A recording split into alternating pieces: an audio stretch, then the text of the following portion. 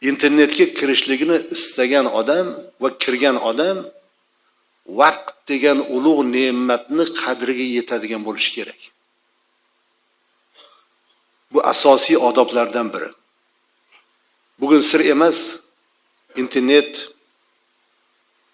unga tushishning jihozi bo'lgan kompyuter, unga kirishlikning jihozi bo'lgan telefon umrning zavoli bo'ldi. Sir emas. Shunday yigitlar bor, 12 soat ertalabdan kechgacha telefoniga tikilib o'tiraveradi. Haykalga o'xshab. Essiz umr. Buning misoli to'lyapti. Hatto masjidga kelganda ham telefonni ochib o'ynab o'tirganlarni ko'ryapmiz. Essiz umr.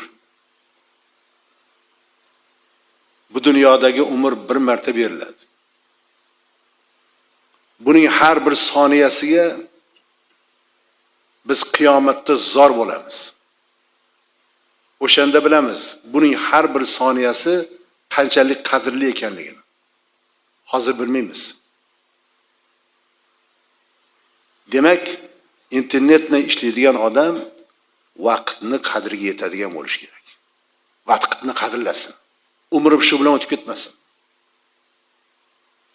La tazulu qadama 'abdin yawmal qiyamah hatta yus'ala an 40.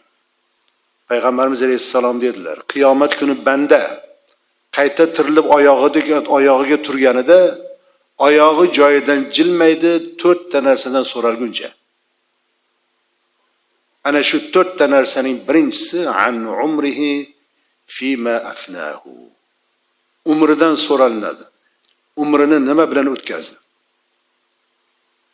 Qayta tirilgandagi birinchi savol bu dunyodagi umrdan so'ralish. Umrdan hisobot berish.